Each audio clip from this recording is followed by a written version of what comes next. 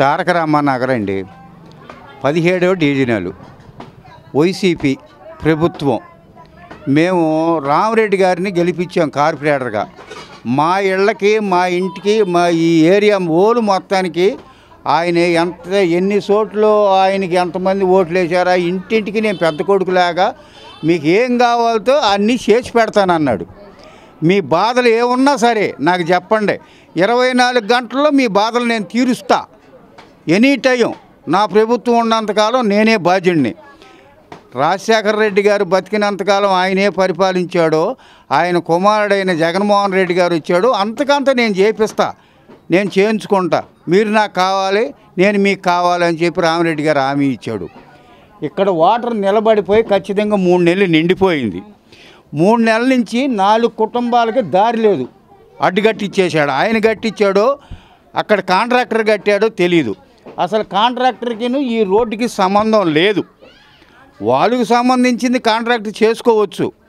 ఇక్కడ బాత్రూములు పగలగొట్టారు. బాత్రూంలోకి మేము వెళ్ళటానికి రోజుకి ఇంటికి ఒక 50 రూపాయలు కావాలి. మేము బతికెట్టండిది, మా బతుకేంటి చిల్లర బతుకు. 100 రూపాయలు ఇస్తే రోజున్నర గడుపుకునే బతుకు మాది. అటువంటిది రామరెడ్డి గారు కనీసం మమ్మల్ని ఈ 3 నెలల నుంచి ఏం జరిగింది, ఏంటి మీ బాధ అని మమ్మల్ని అడిగింది లేదు. ఎప్పుడొచ్చినా సరే ఈ మధ్యలోకి వచ్చినప్పుడల్లా ఏమండి రామరెడ్డి గారు ఏంటి మా పరిస్థితి ఎట్టుందంటే, మేము గొయ్యేమి ఇస్తాము, నీళ్ళన్నీ అడి పంపించేస్తాము, లేకపోతే డంపింగ్ పెడతాము, మోటార్లు పెట్టిస్తాము, మీకేం బాధ లేదు, నేను ఉండానని 2 చేతులు ఎత్తుతున్నాడు. దేనికి ఎత్తుతున్నాడో తెలియట్లా. మీరు పోలేదు ఏంటని ఎత్తుతున్నాడో, ఉండారు ఏంటని చెప్పి ఎత్తుతున్నాడో మాకు తెలియదు. ఇప్పుడు వరకు నీళ్ళు పోలా, ఇది 3వ నెల జరిగిపోతుంది. గోడలు పడిపోతున్నాయి, పసిపిల్లలకు రోగాలు వచ్చేసినాయి ఆల్రెడీ. ఇంటికో పసిపిల్ల కాడికో పెద్దవాళ్ళ కాడికో రోగాలతో వెళ్ళిపోతున్నారు, హాస్పిటల్కి వెళ్ళిపోతున్నారు. ఇక ఆయన మళ్ళీ ఎలక్షన్ నాటికి ఎంతమందిని చచ్చిపోతాం ఉంటామో మాకు తెలియట్లా. మున్సిపల్ అధికారులు వచ్చినప్పుడు ఏం సమాధానం చెప్తారు? మున్సిపల్ అధికారులు ఎవరో యాక్సెప్ట్ చేయట్లా దీన్ని.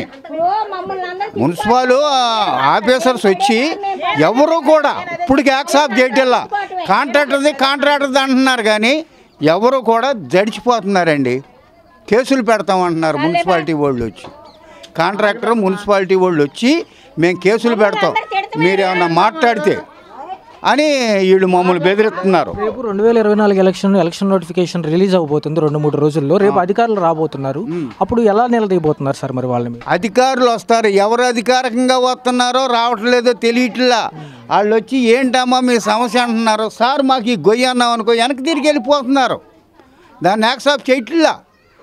మరి ఇంకే మేము ఎవరికి చెప్పుకోవాలి? ఏమండి మున్సిపల్ కమిషనర్ దగ్గరికి వెళ్ళడానికి 10 మంది వెళ్ళాం, లోపలికి వెళ్ళడానికి వెళ్ళేదని గేటు తాళం పెట్టేశారు. ఇక మళ్ళీ మేము అక్కడికి వెళ్ళాలా, ఇంకేం చేయాలి? ఈ విధంగా ఉన్నప్పుడు మేము ఏ పార్టీకి ఓటు వేయాలి? ఎమ్మెల్యే గారి దృష్టికి తీసుకెళ్తే ఏమంటున్నారు సార్? ఎమ్మెల్యే గారి దృష్టికి ఎన్నోసార్లు వెళ్ళిందండి.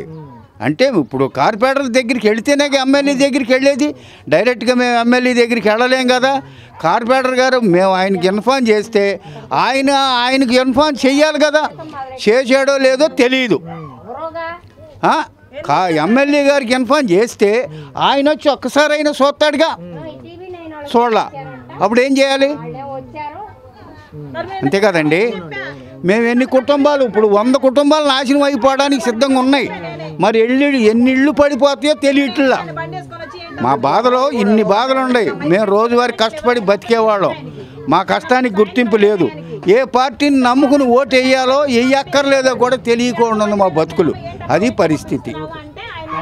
ప్రజల సమస్యల గురించి ఎవరైతే అధికారులు పట్టించుకోవటం లేదు, వారి మీద డైరెక్ట్ స్పందనలో కంప్లైంట్ ఇవ్వచ్చు అని చెప్పేసి అంటున్నారు. దీని మీద మీరు ఏమైనా కంప్లైంట్ ఇచ్చారా? మేము స్పందనకి ఇవ్వడానికి మాకు అవకాశం ఏదండి? మేము స్పందనకి ఏ విధంగా ఇవ్వము. ఎవరికి ఇవ్వాలి స్పందనలో ఎవరికి ఇవ్వాలి? పలానా వాళ్ళకి మేము స్పందనకి ఇస్తాం. స్పందన ఎక్కడ, ఎవరు ఆ ఆఫీసర్ ఎవరో మాకేం తెలుసు? మేము బీసీలు బ్యాక్వాడీలు, మాకేం తెలియదు. 50 రూపాయలు ఉంటే 100 రూపాయలు ఉంటే రోడ్డు ఎక్కి ఏమన్నా కూరగాయలు బియ్యమో పోయో కొనుక్కుని తెచ్చుకుని బతకటానికి ఉండేవాడమే. కానీ స్పందనకి వెళ్ళి 10 మందిని తీసుకుని ఆటోలో వెళ్ళి అంత కెపాసిటీకి వెళ్ళడం కాదు కదా. అది మా పరిస్థితి. మేము రోడ్డును పడిపోతాయి, చచ్చిపోతాం. ఎలక్షన్ నాటికి ఇంటికి ఒకళ్ళు ఇద్దరు చచ్చిపోతాం. ఎందుకనంటే ఆ మురికి అలాంటిది, కాళ్ళు దురదలో. ఇదిగోండి బ్లడ్ రిపోర్టు తీసుకొచ్చా. ఈ రిపోర్ట్ నేను ఫోటో తీయగలుగుతారా? ఏమన్నారు సార్? ఏమన్నారు? ఎందుకైతే ఏమన్నారు? ఆ బ్లడ్ రిపోర్ట్ చూడండి. స్టార్ట్ అయింది మా భార్యకి, మా పిల్లలకు రోగం వచ్చి వెళ్ళిపోయారో. ఇదిగోండి ఈ రిపోర్టులు చూడండి.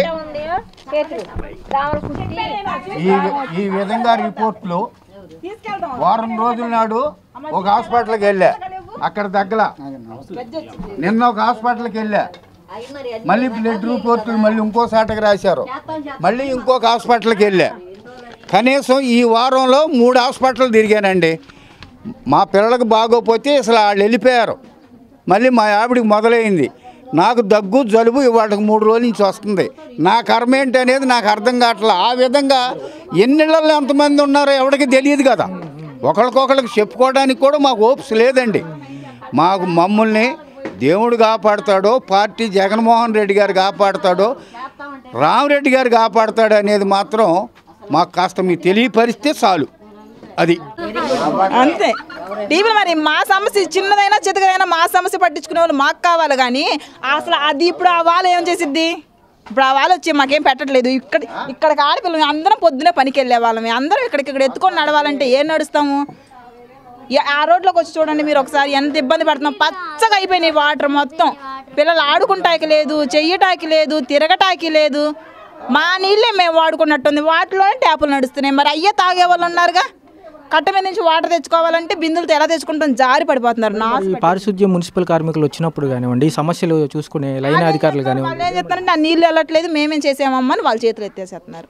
అంటే నీటి సమస్య ఏదైతే ఉందో ఈ గోడ కట్టిన తర్వాత వాటన్నిటిని మేము క్లియర్ చేస్తాం. ఎన్ని రోజులు సరే గోడ కట్టినాక క్లియర్ చేస్తారు. ప్రస్తుతానికి మాకు నడిచే దారి ఇవ్వాలి కదా. మాకు నడిచే దారి ఇవ్వకుండా మేమేం చేసుకునే వాటిని? మాకు నడిచే దారి ఇవ్వాలి. ఆ మనిషి ఇంట్లోకి వెళ్ళటానికి లేదు. మా ఇంటి ముందే ఉంటాయి నీళ్లు. అక్కడ కాలం వస్తుందంటే ఇక్కడ వరకు ఉంటాయి నీళ్లు. ఇంక మేము ఎలా నడవాలి, ఎలా పనులు చేసుకోవాలి? రోడ్డు మీద పని చేసుకుంటాకి లేదు. స్కూల్కి వెళ్ళేది, స్కూల్కి ఇంటికాడికైతే బళ్ళు ఎక్కించుకొని వెళ్ళాల్సి వస్తుంది కట్ట మీదకి. వాళ్ళు కట్టారు, ఏం ప్రయోజనం? మా మురికి నీళ్ళు మాకే ఉంటున్నాయి. వాళ్ళు కట్టారు. ఈ 3 రోడ్ల నీళ్ళన్నీ మా రోడ్లోనే. ఇవన్నీ పట్టించుకోవాలిగా. మరి వస్తున్నాయి ఎన్నికలు వచ్చినట్టు ఏం ప్రయోజనం? ఇక అవతల మధ్యలో మీరు కొద్దిగా ఫ్యాంట్ ఎత్తుకొని కొద్దిగా మధ్య రోడ్లోకి పదండి. ఎంతమంది మీ సమస్య గురించి, మేము ఇబ్బంది పడుతున్న సమస్య గురించి చెప్తాను మీకు. పచ్చగా పాకుడే, కాళ్ళు జారిపోతుంది నడుద్దామంటే. చిన్నపిల్లలకైతే మా అమ్మాయికి మొహం నిండా వచ్చేసింది, చిన్న గుల్లలు వచ్చేసేసింది. శానిటేషన్ అధికారులు ఎవరు రావట్లేదు అసలు. మమ్మల్ని అసలు ఎవరో పట్టించుకోవట్లేదు కూడా. మెయిన్ ఈ 3 రోడ్ల నీళ్ళన్నీ మాకే. ఏంటి స్థానాలు, వాష్రూమ్లు మొత్తం అసలు ఎన్ని రోజుల నుంచి పచ్చగా అయిపోయినాయి ఆ వాటర్. అంతకు ముందుతో పోల్చుకుంటే ఇబ్బంది తగ్గిందని చాలా మంది చెప్తున్నారు. ముందు నాకైతే అదే పెట్టుకుని, ఎందుకంటే 3 రోజులు వచ్చాయి, పారే నీళ్ళు వచ్చాయి, అట్లా వాటిలోనే తిరిగే వాళ్ళం, ఇబ్బంది ఉండేది కాదు. ఈ వాళ్ళు కట్టడమే కానీ మా పాసల్లో మేమే తిరగాల్సి వస్తుంది. అంటే ఇంతకు ముందు ఇబ్బందులతో పోల్చుకుంటే చాలా బెటర్ అంటున్నారు. అయితే చిన్న సమస్యలే అని చెప్పి కాలనీ వాసులు అంటున్నారు. మీకు ఎలా అనిపిస్తుంది? మరి వాళ్ళకి చిన్నగా ఉందేమో. మరి మా వాటిలో మాకు తిరగాలంటే మాకు చాలా చిరాగ్గా ఉంది. మరి చూసుకున్నట్లయితే ఎలక్షన్స్ అత్యంత సమీపంలో ఉన్నాయి. మీ దగ్గరికి వచ్చే ఎవరైతే కార్యకర్తలు గారు ఉన్నారో పార్టీకి సంబంధించి వీళ్ళకి చెప్పదలుచుకున్నారా? ఏం చెప్పదలుచుకున్నాం? ముందు ఆ నీళ్ళ మాత్రం తీసేయమని చెప్పదలుచుకున్నాం. నేను తంగిరాల రామిరెడ్డి ఆయన చెప్పాం. ఇంకొక ఆయన ఎవరో టీవీ ఆయన వచ్చి ఏదో మాట్లాడారు. వాళ్ళు మైకేం తీసుకోలేదు కానీ వాళ్ళతో చెప్పాం. అసలు ఎన్ని రోజుల నుంచి అన్న ఇబ్బంది పడేది మనం. వాళ్ళ ఇంట్లోకి అయితే వెళ్ళటానికి కూడా లేదు. అదే వాళ్ళకి పక్క సందులో నుంచి మెలికల్లోంచి తిరిగి వెళ్ళాల్సి వస్తుంది. చిన్నపిల్లలకి మొత్తం ర్యాషెస్ వచ్చేసినాయి. మొహాలు నిండా ఈ దోమలు విపరీతమైనవి. కార్పొరేటర్ గారు కానీ ఈ సమస్య చెప్పడం జరిగింది. అసలు ఏమంటారు? ఆయన కూడా వచ్చి చూసాడు, పట్టించుకోవట్లేదు. మరి అదేమంటే గొయ్యి తీస్తాం అంటున్నారు. అసలు ప్రస్తుతానికి ఇది అవసరమా, అది అవసరమా? అది పట్టుకున్నారు, అది చేస్తున్నారు కానీ దీన్ని పట్టించుకునే నాదులు లేడు. మరి ఎలక్షన్లు వస్తున్నాయి, ఎందుకు వస్తున్నాయో కూడా అర్థం కావట్లేదు. సో మరి ఈసారి మీ ఊరు ఎలా బుద్ధి చెప్దాం అనుకుంటున్నారు? తెలుగుదేశానికి. నేను జగన్కేను.